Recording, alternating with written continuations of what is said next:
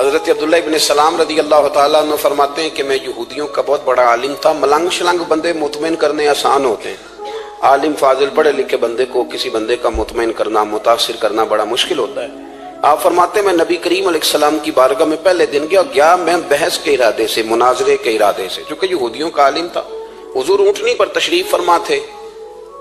اور یارو محنت کر کے جو میک اپ کر کے چہرہ بنایا جاتا ہے اس کے اندر حسن تو کئی دفعہ ہوتا ہے پر جاذبیت نہیں ہوتی. لیکن جس بابے نے کبھی میک اپ نہ کیا ہو لیکن وضو ذرا طریقے سے کرے روز، تو رنگ گورا نہ بھی ہو تو لوگ کئی دفعہ یہ نہیں کہتے رنگ گورا ہے، بلکہ لوگ کہتے ہیں چہرہ نورانی ہے. اب میں اس پر میں کچھ کلام کر سکتا ہوں کہ گورے اور نورانی چہرے میں بھی فرق ہوتا ہے. کچھ چہرے گورے ہوتے ہیں پر نورانی نہیں ہوتے، کچھ گورے نہیں ہوتے پر نورانی بڑے ہوتے، یہ الگ عنوان ہے.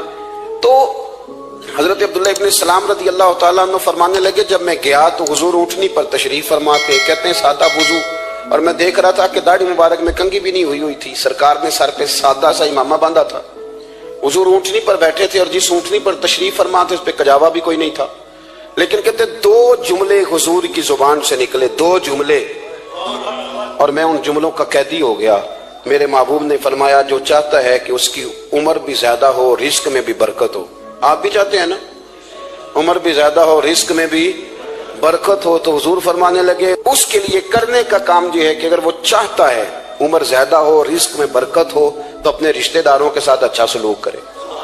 یہ حدیث اگرچہ اپنے انہی الفاظ کے ساتھ مشکات میں موجود ہے، لیکن وہاں حضرت عبداللہ ابن سلام رضی اللہ تعالیٰ عنہ کہتے ہیں کہ وہ کیا مٹھاس تھی لفظوں میں، جملے تھوڑے تھے، بات میں گہرائی بہت زیادہ تھی. میں آیا تھا بحث کرنے اور میں آگے بڑھا، حضور کا دست مبارک تھاما اور میں نے عرض کی یا رسول اللہ مجھے کلمہ پڑھا دے، میں مسلمان ہونا چاہتا ہوں. ہمارے ہاں لوگ سمجھتے ہیں کہ بہت زیادہ فلسفہ بیان کرنے والا شاید کوئی بڑا پڑھا لکھا بندہ ہوتا ہے. یہ جی نفسیات کا بڑا ماہر ہے جی، اس نے کئی ماسٹر کیے ہوئے ہیں، ایم فل کی ہے، پی ایچ ڈی کی. او خدا کے بندے، نفسیات کا ماہر وہ ہوتا ہے جو سامنے والے کی عقل کے مطابق بات کرنا جانتا ہے. اور اگر تم کہے جی میری بات ہی بڑی مشکل ہے میں کس کو سمجھاؤں، تو آپ یہ پڑھے لکھے نہیں ہیں، آپ ابھی سمجھدار نہیں ہوئے. کلم الناس علی قدر عقولہم. اگر آپ پڑھے لکھے ہوتے تو لوگ آپ کی بات سمجھتے. میرے رسول کریم نے کبھی کوئی مشکل بات نہیں کی، کبھی کوئی فلسفہ نہیں بیان کیا، بلکہ تیری نگاہ ناز سے دونوں ہی مراد پا گئے. عقل غیاب جستجو، عشق حضور و اضطراب. اقبال کہتے ہیں اگر بڑا عقل مند آدمی ہوتا تھا تو حضور کی بات اس کے دل کو بھی اچھی لگتی، اور اگر کوئی عشق و مستی والا آتا تھا نا کہ میں نے مست ہو کے آنا ہے، تو وہ بھی میرے نبی کی باتوں سے مست ہو جایا کرتا تھا. دونوں تیری نگاہ ناز سے دونوں مراد پا گئے. تو حضور کو بات کرنے کا سلیقہ بھی بڑا شاندار آتا تھا. حضرت عائشہ صدیقہ رضی اللہ تعالیٰ عنہ فرماتی ہیں کہ نبی کریم صلی اللہ علیہ وسلم جب بات کرتے تھے تو اتنی دھیمی کرتے تھے، اتنی دھیرے میں کرتے تھے. میں تو چھوٹا آدمی ہوں، کسی بڑے بندے کو نصیحت بھی نہیں کر سکتا، ورنہ میں علماء سے تو نہیں، لیکن جو طالب علم ہیں جن کا خیال ہے کہ شاید اور میرے پاس کچھ سیکھنے آئے ہوئے ہیں مدرسے کے، تو میں ان سے کہتا ہوں کہ وہ کیا خطابت ہوئی جس میں سامنے والے کو سمجھ ہی نہیں آئی آپ نے کیا کہا. آپ اتنے جوش میں چلے گئے، کہتا جی وہ میرا عشق بڑا جوان تھا. تو میں نے کہا آپ کا عشق زیادہ جوان تھا، پھر رسول پاک کی سنت سے ہی آگے نکل گیا ہے. آپ ٹھہر ٹھہر کے بات کریں. آپ کی بات اگر سامنے والے کی سمجھ میں نہ آئی تو اس کا معنی کیا ہوا. اسی طرح سے ہماری نعت خوانی کا ماحول ہوتا ہے، 6 بندے نعت پڑھ رہے ہوتے ہیں، ایک اسپیکر ادھر ہوتا ہے ایک ادھر ہوتا ہے، کوئی سمجھ نہیں آتی ہے کیا کہہ رہے ہیں. اور پھر اس کے ساتھ ساتھ وہ یہ بھی مطالبہ کر رہے ہوتے ہیں کہ ہاتھ بھی کھڑے کرو جنو جنو عشق. میں کہ انج نہیں کہی دا، ویسے تو کہہ چلو پڑھ لیں، ورنہ اگر آپ ایسے ہی استاد بائی پاس والے بیچارے کو تو ہارٹ اٹیک ہو جائے گا ہاتھ کھڑا کرے گا، تو ہے تو وہ بھی عاشق رسول ہی نا. لیکن یہ قسمیں نہ ڈالیں، یہ کوئی طریقہ ہی نہیں ہے، نہ کہیں دین اس کی اجازت دیتا ہے. ہم نے تو یہ سنا ہے کہ صحابہ کہتے ہیں جب اللہ کے حبیب گفتگو کرتے تھے تو ہم یوں بیٹھتے تھے کہ ہمارے سروں پہ پرندے بیٹھے ہو، تو حرکت بھی نہیں کرتے تھے. تو بہرحال جو بات عرض کرنی ہے اس پر غور کریں. جناب عائشہ صدیقہ کہتی ہیں ٹھہر ٹھہر کے بات کرتے آہستہ، اور یہ لفظ آپ کو یاد رکھنا ہے. سیدہ عائشہ صدیقہ کہتی ہیں جب حضور گفتگو کرتے تھے نا تو اگر ہم نبی پاک کے الفاظ کو گننا چاہتے تھے تو گن بھی سکتے تھے، گننا چاہتے تو گن بھی. ایک تو آپ کی جو سادگی ہوگی وہ اصل ہوگی، ملمہ سازی سے نکلے. پہلے ہماری شادیوں پہ دلہا اور دلہن جاتے تھے بیوٹی پارلر، اب سارا خاندان جاتا ہے. اس میں حسن نہیں ہوتا، اس میں بے وقت ہو جاتا ہے آدمی. آپ کو جو رب کریم نے بنایا ہے اس سے زیادہ شاندار آپ کو کوئی بنا سکتا ہے؟ الذی خلقک فسواک فعدلک فی ای صورت ما شاء رکبک، اللہ فرماتے ہیں جو میں نے تیرا چہرہ بنایا ہے نا، یہ میری چاہت ہے، میں نے جیسا چاہا ہے تجھے بنایا ہے، تو مجھے تجھے وہ چہرہ پسند کیوں نہیں جو میرے رب نے بنایا ہے؟ یہ چاہت ہے الذی خلقک کا، جس نے تمہیں پیدا کیا، فسواک فعدلک، پھر ہموار کیا، پھر برابر کیا، اور فی ای صورت ما شاء رکبک، پھر جس صورت میں اس نے چاہا تجھے ترکیب کیا۔ تو پہلی بات، اور دوسری بات گفتگو کریں تو ذرا تھوڑا سا نا موقع دے کسی اور۔ کچھ لوگ ایسے ہوتے ہیں جن کے پاس آپ بیٹھے ہیں تو بس وہی بولیں گے، آپ نہیں بول سکتے، اب وہی بات کریں، گفتگو کریں، معنی خیز کریں، اتنی باتیں نہ کریں کہ پھر آپ رہ جائیں، کم بات کریں، اور جتنی کریں وہ وزنی کریں، تاکہ آپ کی بات کا ایک خاص حجم ہو، ایک وقار ہو۔ اللہ کے محبوب بات کرتے تو اس بات کے اندر وزن ہوتا، وقار ہوتا۔ ہمارے اصحاب رحمۃ اللہ علیہ ہمیں اکثر حکم دیتے تھے تقریر تھوڑی کرنا، نعت کے 2-3 شعر پڑھنا۔ تو میں نے ایک دن عرض کی، حضور کیوں؟ فرمانے لگے اللہ رسول کی بات کو بے وقت نہ کر دینا کہ لوگ سننا نہ چاہیں اور تم جبرن سناؤ۔ فرمایا رنگ اس طرح کا ہونا چاہیے کہ لوگوں میں دلچسپی ابھی ہو اور بات ختم ہو جائے، اس کو بے وقت کر دینا ہے کہ زبردستی آپ۔ تو اچھی گفتگو کریں، معنی خیز سنیں۔ ایک حدیث پاک حضرت ابو بردہ رضی اللہ تعالیٰ، ایک صحابی ہیں، البدایہ والنہایہ میں روایت آپ کو ملے گی۔ وہ کہتا ہے میرا اپنی بیوی سے اختلاف ہو گیا۔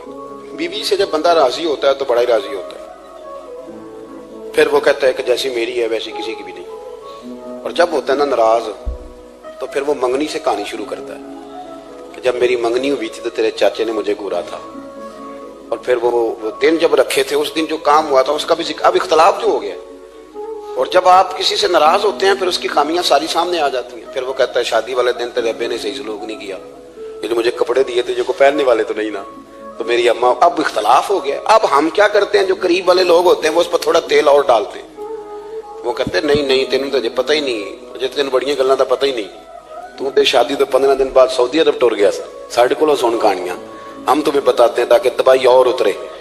اس طرح نہ کریں، آپ ایک آدھ بات کہہ کے چلے جاتے ہیں، ان بیچاروں نے اکٹھے رہنا ہوتا ہے، ان کی زندگی دوزخ بنی رہتی ہے، ان کو قریب کریں۔ اللہ کے رسول تو کسی کا نکاح کرتے تھے تو میاں بیوی کے درمیان محبت کی دعا فرماتے تھے۔ تو وہ صحابی آئے تو اپنی بیوی سے ناراض تھے، تو انہوں نے اب بات شروع کر دی، کہنے لگے یہ بھی کرتی ہے، یہ بھی کرتی ہے، یہ بھی کرتی ہے، یہ بھی غلطی ہے، یہ بھی غلطی ہے، یہ بھی کوتاہی ہے، بڑی باتیں سنائیں۔ اللہ نے کان کتنے دیے اور زبان، اس کا مطلب ہے سنگل بولنا چاہیے اور ڈبل سننا چاہیے۔ آپ جتنا بولتے ہیں اس سے ڈبل سننے کا مزاج بنائیں، کیونکہ کان اللہ نے 2 دی اور زبان سنگل بولیں اور ڈبل سنیں۔ حضور سنتے رہے، بلکہ حضرت ابو بردہ رضی اللہ تعالیٰ عنہ کہتے ہیں میرے محبوب نے نا تقیہ منگا لیا، ایک لگا لی۔ کئی لوگ کہتے ہیں نا جی ڈاکٹر نے میری بات تو پوری سنی کوئی نہیں، تو جب تک پوری سنی نہ جائے بعض بندوں کو تسلی نہیں ہوتی۔ پورا وقت دیا، وہ کہتے ہیں جتنا میرے اندر غبار تھا سارا میں نے نکالا، اور میں نے ثابت کر دیا کہ میری بیوی میں یہ بھی کمزوری ہے، یہ بھی کمزوری ہے، یہ بھی کمزوری ہے۔ کہتے ہیں جب میں تھک گیا نا باتیں کر کر کے اور باتیں ختم ہو گئی تو حضور ہلکا سا مسکرائے، پھر پہلی نظر ہی لوٹ لے ماہی تیرے ہار شنگاراں۔ کہتے ہیں حضور ہلکا سا مسکرائے زیر لب اور فرمانے لگے کہ تیری بات ختم ہو گئی ہے تو ایک میں بھی کر لوں۔ تو نبی کریم صلی اللہ تعالی علیہ وسلم فرمانے لگے صرف ایک بات کا جواب دے، صرف ایک، تیرے آگے ہیں یوں دبے لچے فصحا عرب کے بڑے بڑے، کوئی جانے منہ میں زبان نہیں بلکہ جسم میں جان نہیں۔ حضور فرمانے لگے یہ بتا کہ تیری بیوی میں ساریاں خامیاں ہی ہیں کہ کوئی خوبی بھی ہے؟ بھائی اتنا جواب دے دے، زیادہ لمبی چوڑی بات نہیں، تیری بیوی میں ساریاں خامیاں ہیں۔ اللہ جو بندے بناتا ہے نا، تو ایسا کوئی بندہ رب کریم نے نہیں بنایا جس کے اندر اللہ نے کوئی خوبی نہ رکھی ہو۔ یہ الگ بات ہے کہ ہماری اپنی اینک پر مٹی پڑی ہوتی ہے اور ہم سامنے والے کا چہرہ صاف کرتے رہتے ہیں، اپنی اینک نہیں صاف کرتے۔ تو حضرت ابو بردہ رضی اللہ تعالیٰ عنہ فرماتے ہیں جب سرکار نے اس شخص سے یہ بات کہی نا کہ کوئی خوبی بھی ہے تیری بیوی میں، تو کہتے ہیں وہ شخص کہتا ہے میری نا بالکل ایک جملے نے سوچ ہی بدل دی ساری۔ یوں سمجھ لے کہ میں اس روڈ پہ چل رہا تھا، میرے نبی پاک نے مجھے اس والے رستے پہ ڈال دیا، بالکل ساری سوچ، یعنی ایک ہی جملہ لیکن ہر چیز بدل دی سرکار نے۔ حضور فرمانے لگے کوئی خوبی بھی ہے؟ کہتے میں تھوڑی دیر چپ رہا، عرض کی یا رسول اللہ صلی اللہ علیہ وسلم آپ حکم کریں۔ تو حضور فرمانے لگے اپنی بیوی سے کبھی بغض نہ رکھو، اگر تمہیں اس کی خامیاں نظر آئیں تو اس بات پر توجہ کرو جو اس کے اندر خوبی ہو۔ کہتے میں نے اٹھ کے عرض کی یا رسول اللہ میری بیوی پردے کی بڑی پابند ہے، میری خوابگاہ میں کوئی دوسرا شخص کبھی پیر بھی نہیں رکھ سکتا۔ تو فرمایا جا پھر گھر جا کے بسا، جو سب سے اعلیٰ خوبی تھی وہ تو اللہ نے تیری بیوی کو عطا کی ہوئی ہے، گھر بسا۔ تو ایک تو سرکار کی ظاہری جو اللہ نے آپ کو حسن و جمال دیا تھا وہ بے مثل تھا، گفتگو کا جو ڈھاب اور سلیقہ دیا تھا وہ بے مثل اور بے مثال تھا، اور پھر جو حضور کی ادائیں تھی نا، کانا خلقہ القرآن۔ حضرت عائشہ صدیقہ کہتی ہیں میرے محبوب کے اخلاق دیکھنے ہو تو قرآن پڑھو، جن اخلاق کا قرآن درس دیتا ہے وہ عملی طور پر سارے مدینے والے محبوب میں پائے جاتے تھے۔ جو سب سے بہترین عادت تھی نا، بہترین ترین عادت، وہ اللہ نے میرے رسول کریم کو عطا فرمائی۔ ہمارا نا اب ایک مزاج بن گیا ہے، ہمارے بعض لوگ بڑے فخر سے بتاتے ہیں کہ جی مسواک سنت ہے، اب تو سائنس بھی مان گئی ہے کہ مسواک کریں گے تو آپ کے وجود کے اندر جو منہ میں فالتو مادے ہوں گے جراثیم وہ مر جائیں گے، اب سائنس بھی مان گئی ہے۔ مجھے کبھی کبھی اس لفظ سے بڑی تکلیف ہوتی ہے، میں کہتا ہوں کہ سائنس اگر نہ مانے تو ہمیں کوئی اس پہ فرق پڑتا ہے؟ نہ مانے سائنس، ہمیں کیا لینا دینا سائنس سے؟ سائنس تو کبھی کچھ کہتی ہے پھر کبھی کچھ اور کہنے لگ جاتی، سائنس کا کیا ہے؟ سائنس کو منوانا ہماری ڈیوٹی۔ اس طرح کا دین نہ بناؤ کہ معاذ اللہ دین کو سائنس کا غلام کر دو۔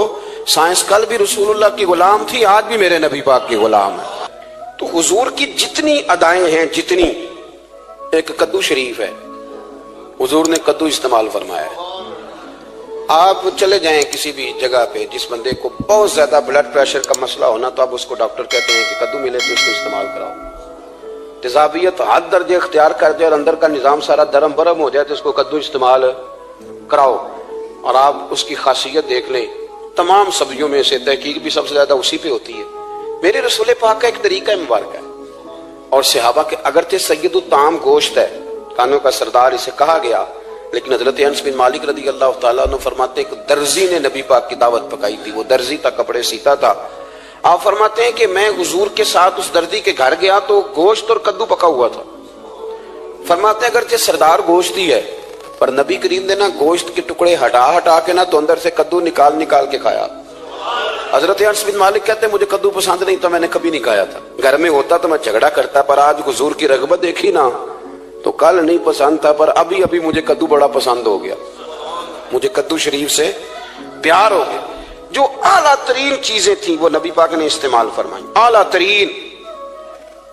زیتون کی افادیت کبھی کم ہوئی ہے 1400 سالوں میں؟ کبھی کسی نے کہا ہو کہ زیتون استعمال نہ کرو؟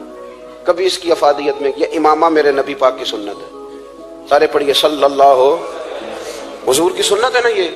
کبھی کوئی بندہ ایسا آپ کو ملا ہو کہ اس نے امامہ باندھا ہو تو کسی نے کہا رہن دے یار تینوں سونا نہیں لگتا؟ بندے سارے سونے سے نہیں نہ ہوندے، میری بات کی سمجھ آ رہی ہے؟ لیکن امامہ کبھی کوئی آپ کو ملے گا ہی نہیں کہ اس بندے کے مزاج کے ساتھ یہ فٹ، یا اس کے چہرے کے ساتھ یہ فٹ۔ اینک آپ لے لیں بازار سے، چھوٹی بھی ملتی ہے بڑی بھی ملتی ہے، کچھ لوگوں کے چہرے پہ کچھ چیزیں نہیں سیٹ ہوتی، فٹ نہیں ہوتی، لیکن یہ سرکار کی چونکہ سنت ہے، اور اس کا اعزاز یہ ہے کہ نبی پاک نے فرمایا جمعے والے دن امامہ باندھ کے آیا کرو، جمعے والے دن امامہ باندھ کے آیا کرو۔ جو لوگ جمعے والے دن امامہ باندھ کے آتے ہیں اللہ کے فرشتے ان پر درود بھیجتے ہیں، لیکن امامہ شریف ہونا چاہیے، اپنی مرضی کا رومال نہ باندھ لیں، کم از کم 3.5 گز ہو، اور ٹوپی کے اوپر باندھا گیا ہو، اپنی مرضی کا طریقہ نہیں اختیار کریں، وہ جو شریعت نے حدود بیان کی ہیں اس کے مطابق چلیں۔ میری بات کی سمجھ آ رہی ہے؟ تو جو بات میں نے چھیڑی ہے وہ یہ ہے کہ اللہ کے محبوب رب کریم کی دلیل ہے۔ جتنا کائنات کے اندر حسن کوئی بندہ تلاش کرنا چاہے گا وہ مجبور ہو جائے گا اور اسے دروازہ رسول پہ جانا ہی پڑے گا، اسے نبی پاک کے دروازے پر اسے جانا پڑے۔ ہم کوشش بڑی کرتی ہیں سونے لگنے کی، بڑے بڑے لوگ روپ دھارتے ہیں بیچارے، بڑا کچھ کرتے ہیں، لیکن آپ کو لوگ سونا کہیں گے، نورانی نہیں کہیں گے۔ مجھے بڑی کر لیں، داڑھی روز بنائیں بے شک، لیکن فطرت داڑھی ہے، حسن ناراض ہو گیا، اور داڑھی بڑی سمجھدار ہے، کبھی عورت کے منہ پہ نہیں آتی، آتی مرد کے منہ پہ ہے، مرد کے منہ پہ داڑھی آتی۔ چلے میں کوئی بات نہیں کرتا ورنہ میں تو حنفی ہوں، میرے امام صاحب تو اس بندے کی گواہی قبول نہیں کرتے جس نے داڑھی نہ رکھی ہو، وہ کہتے ہیں اس کی شہادت کچہری میں قابل قبول نہیں ہے، وہ تو قبول نہیں کرتے اس کی شہادت کو بھی۔ اب چلیں عوام سے ڈرتے ڈرتے کئی دفعہ کچھ باتیں نہیں بتائی جاتی پر باتیں ہیں تو صحیح نا۔ ایک بندے نے داڑھی مڈائی تھی تو جناب عمر نے مدینے سے بھی نکال دیا تھا۔ انسانوں کانے کوئی کہہ گیا کہ چنگی طرح نیک ہوے گا تاں رکھی تے روٹی ادن کھائی ہاں جدن چنگی طرح نیک ہو جائے گا، اس سے پہلے کیوں کھاتے ہو؟ یہ قسم اٹھاؤ کہ پیسے اس دن پکڑنے ہاتھ میں جس دن چنگی طرح نیک ہونا ہے. کچھ لوگ کہتے ہیں میں اندر سے ٹھیک نہیں. تو اندر سے ٹھیک ہونا تیری ڈیوٹی نہیں, ظاہر ٹھیک کرنا تیری ڈیوٹی ہے, باطن تو رب کریم اپنی رحمت سے درست فرمایا کرتا ہے. تو جو تیرے ذمہ لگایا اللہ نے وہ تو کرنا, جو تیرے اللہ نے. ظاہری صورت سے ہوتا کیا ہے, سنو کیا ہوتا ہے. مولانا رومی نے لکھا ہے حضرت موسیٰ علیہ السلام کے زمانہ مبارکہ میں ایک شخص تھا تو حضرت موسیٰ علیہ السلام کی نقلیں اتارتا تھا. آپ کی طرح لمبا کرتا پہنتا تھا, ہاتھ میں چھڑی پکڑتا تھا, تھوڑا غصے سے بولتا تھا, معاذ اللہ نقل اتارتا تھا. جناب موسیٰ کلیم اللہ علیہ السلام کی قوم کا جب غلبہ ہوا تو انہوں نے نکال دیا اس کو. تو نقلیں اتارتا ہے, وہ نکل گیا,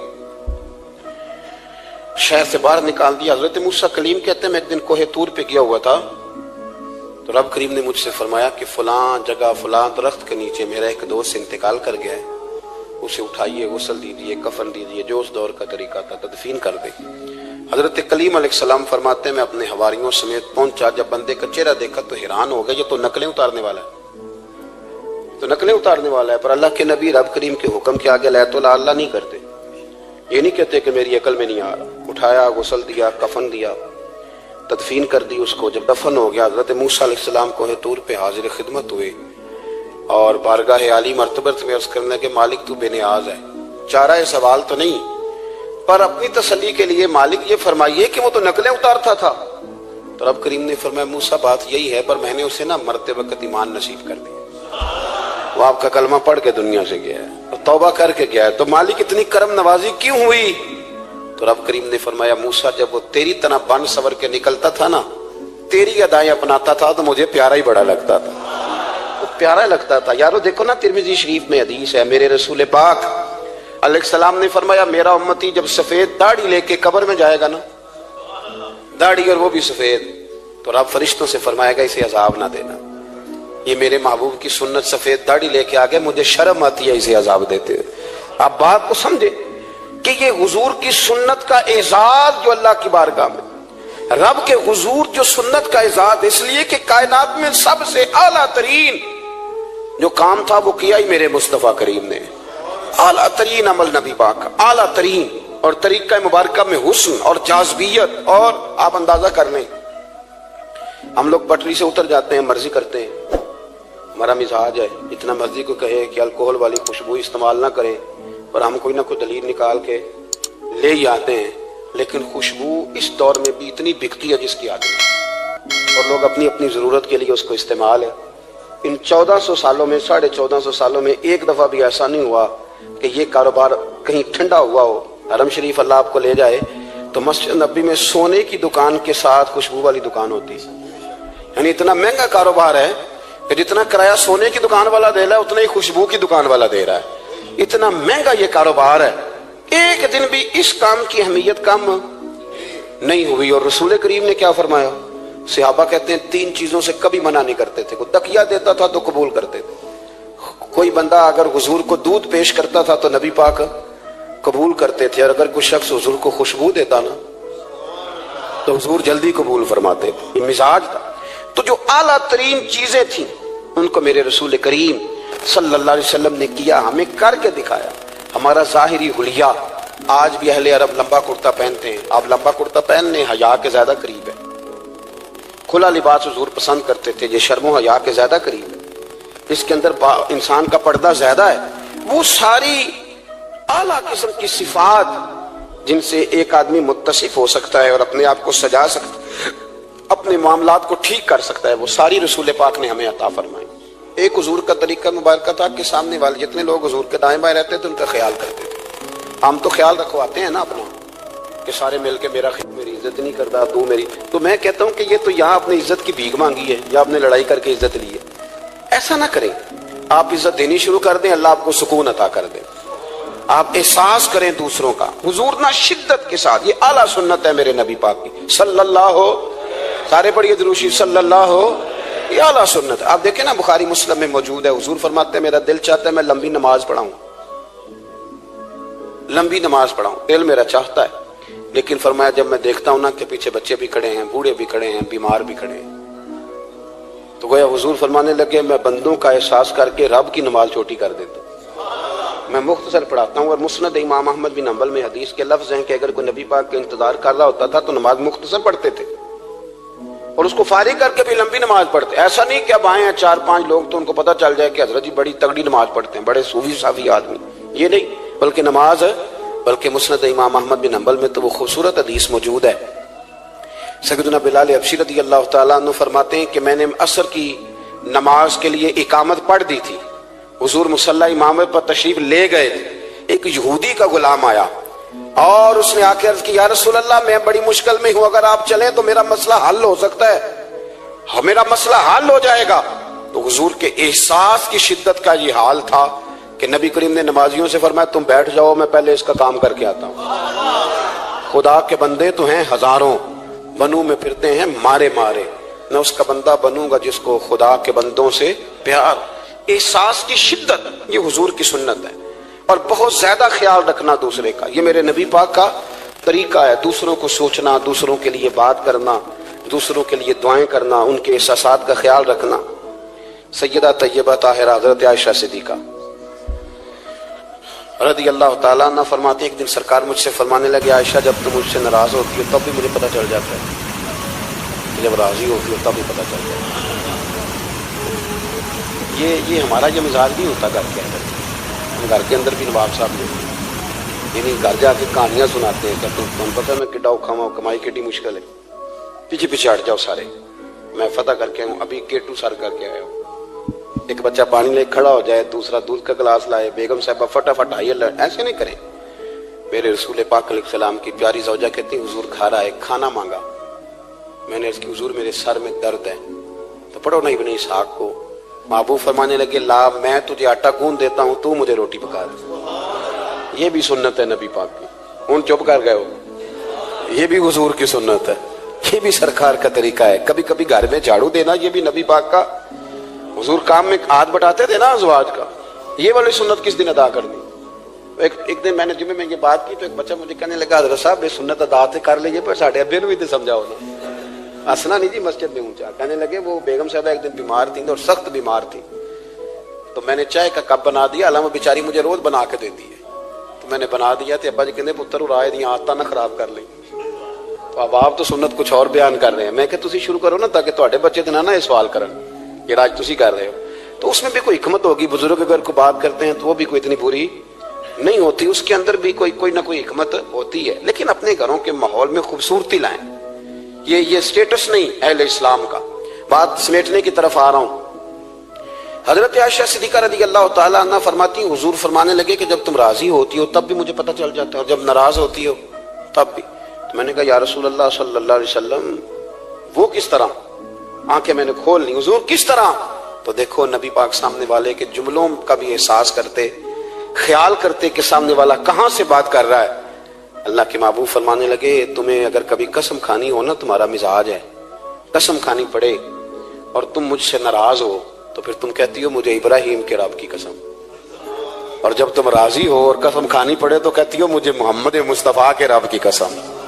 تو جناب عائشہ کہتی ہیں میں زبان سے ہنس رہی تھی اور آنکھیں میری آنسو برسا رہی. میں نے کہا محبوبہ اتنا خیال کرتے, یہاں تک آپ کو احساس, یہاں تک پتہ ہوتا ہے, یہاں تک. میرے رسول کریم علیہ السلام لوگوں کا احساس کرتے, خیال کرتے, شوق پیدا کرتے, وارفتگی ہوتی. کئی دفعہ حضور فرض نماز پڑھ کے گھر چلے جاتے, تھوڑی دیر کے بعد آتے مسجد میں نماز پڑھ لیتے. کئی دفعہ قاضی اعجاز مالکی رحمۃ اللہ علیہ اس کو لکھنے کے بعد اس کی شرح میں فرماتے ہیں اصل بات یہ تھی کہ حضور جب تک مسجد میں رہتے تھے صحابہ ادباً بیٹھے رہتے تھے, تو حضور فرماتے ہیں میں جاؤں گا نہیں تو یہ بھی نہیں جائیں گے. تو سرکار گھر تشریف لے جاتے تاکہ لوگ اپنے اپنے کام میں لگ جائیں, اور پھر حضور واپس آ جاتے. احساس ایک تو اپنی ظاہری وضاحت میں سادگی لائیں. ہماری بہت ساری مشکلات کی اصل وجہ یہ ہے کہ تکلف بڑا بڑھ گیا, بڑا تکلف بڑھ گیا. ہم کوشش کرتے ہیں دوسروں کے برابر جانے کی, ہمیں کیا ضرورت پڑی ہے دنیا سے مقابلہ کرنے کی. ہم نے تو اللہ رسول کی رضا کے اندر رہنا ہے, اور دنیا میں سب سے بہترین شخص وہ ہے جس کے پاس مال تو ہے پر لالچ کوئی نہیں. اپنے آپ کو پیچھے لائیں. دوسری بات یہ کہ اپنی گفتگو بڑی صاف ستھری کریں, سادی کریں, اس کے اندر کوئی تکلف نہ برپا کریں, بات سامنے والے کی عقل کے مطابق کریں. اور تیسری بات یہ کہ اپنی عادات میں, اٹھنے بیٹھنے میں, چلنے پھرنے میں اپنا تھوڑا سا خیال کریں. اور ایک بات اور آپ کو عرض کروں, یہ آپ کو زیادہ دیر محنت نہیں کرنی پڑے گی. اگر تھوڑا سا وقت آپ اپنے آپ کو دے دینا, اقبال کہتے ہیں अपने मन में डूब कर बाजा सुरागे जिंदगी, चल तू अगर मेरा नहीं बनता ना बन, अपना तो बन, अपना तो बन। थोड़ा अपने ऊपर भी तो मेहनत कर ले कि सारी जिंदगी दूसरों की इस्लाह करते रहना। दोस्त कोशिश करे अपनी आदत पे 2, 4, 5 हफ्ते के लिए मेहनत करें ताकि आदतें संवर जाएं, ताकि तबीयतें बदल जाएं। एक हदीस पढ़ता हूं और अपनी बात को समेटता हूं। मेरे रसूल करीम सल्लल्लाहु ताला अलैहि वालिहि वसल्लम ने फरमाया कि अगर अल्लाह अखलाक को चेहरा देता ना, ये जो आदत होती हैं, और आदत से मुराद सिर्फ मीठा बोलना नहीं बल्कि लालच ना करना भी खुल्क है, थोड़े पे राजी रहना भी खुल्क है, सच बोलना भी खुल्क है, गीबत से बचना भी असल अखलाक ये है।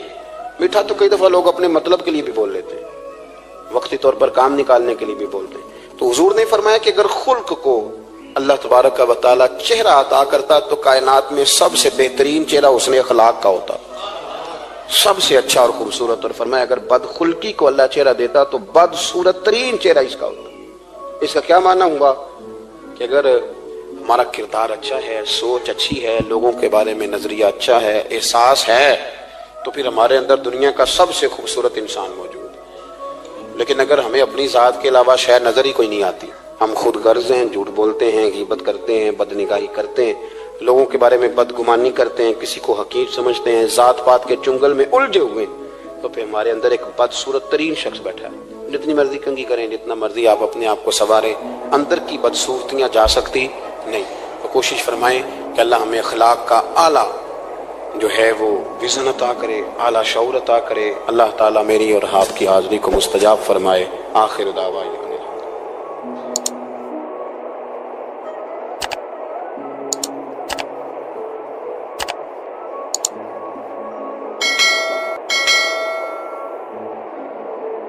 फटा जाना, मेरा दरवाजा खुला मिलेगा। यार जो लोग जिंदगी में बड़ा सुकून लेना चाहते हैं ना, वो किसी इस तरह के बंदे की खिदमत करके देखें। जो बड़ा सुकून लेना चाहते हैं, बड़ा जो राहत लेना चाहते हैं, वो किसी ऐसे शख्स की खिदमत।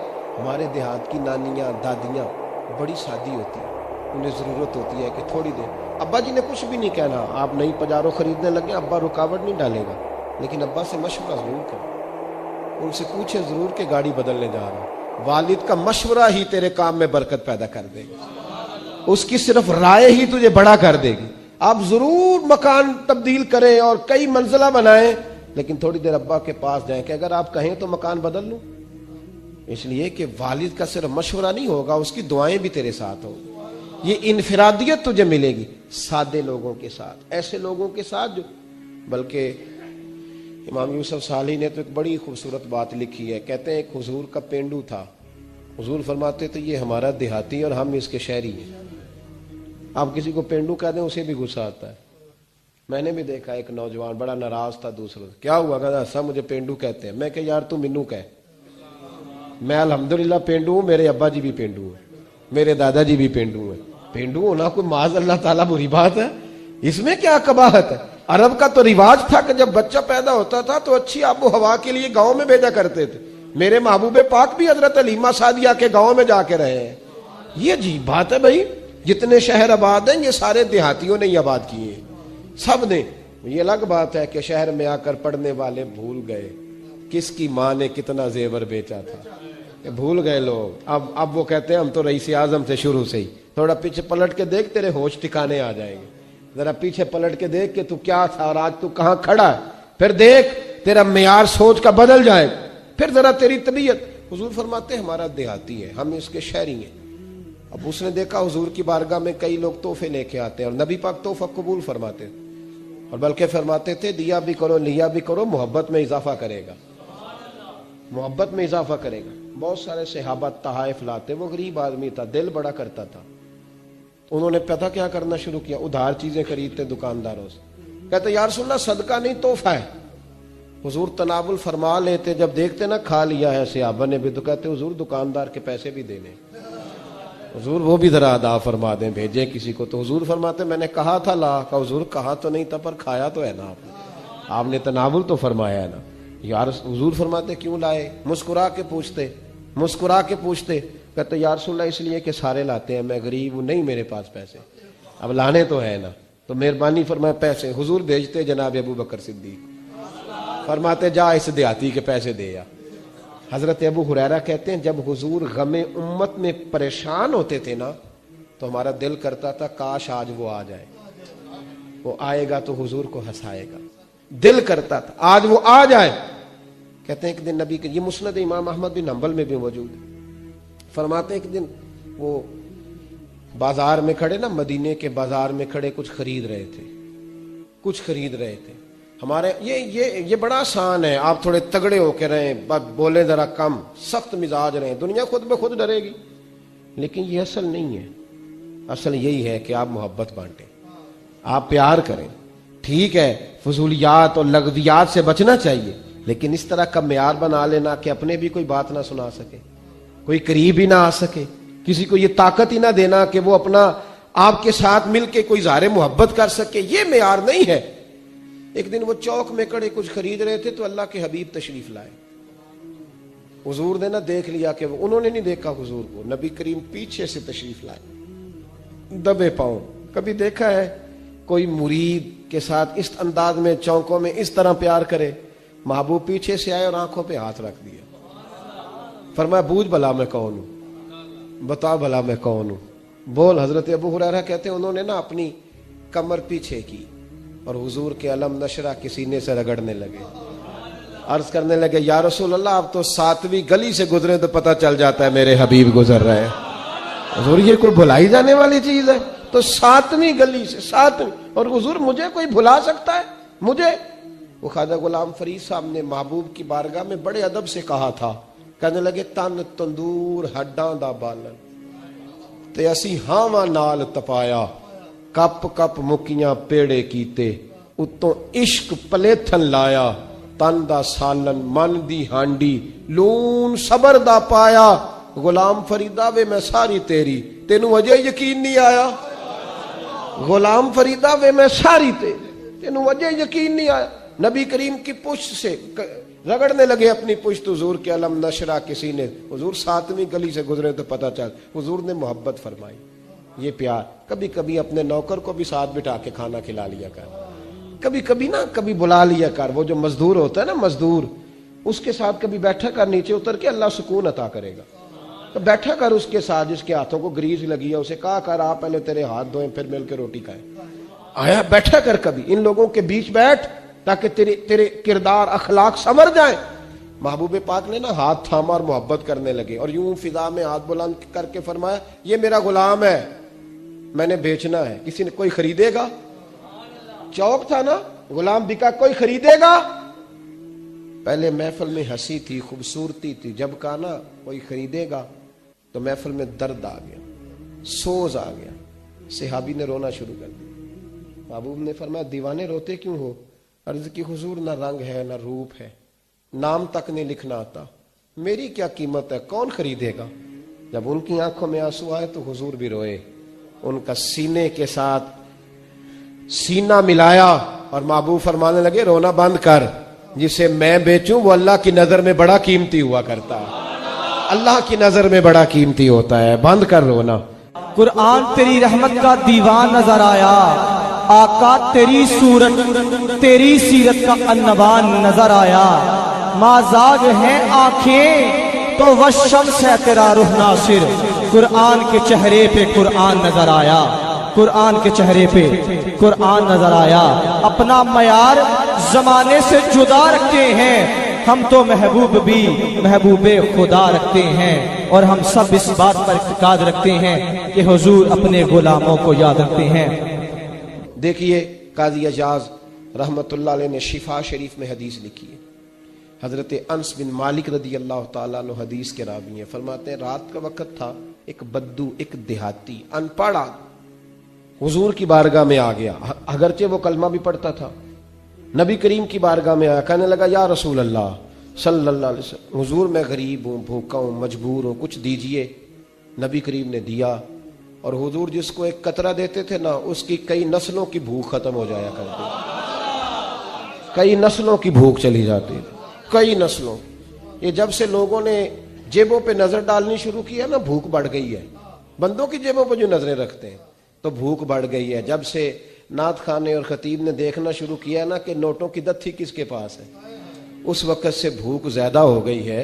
अगर तवज्जो रसूलुल्लाह की अता पे रहती ना तो फिर तो कई नस्लों की भूख खत्म हो जानी। भूख बढ़ती है जब लोगों पे तवज्जो रहती है। करो मद है अहले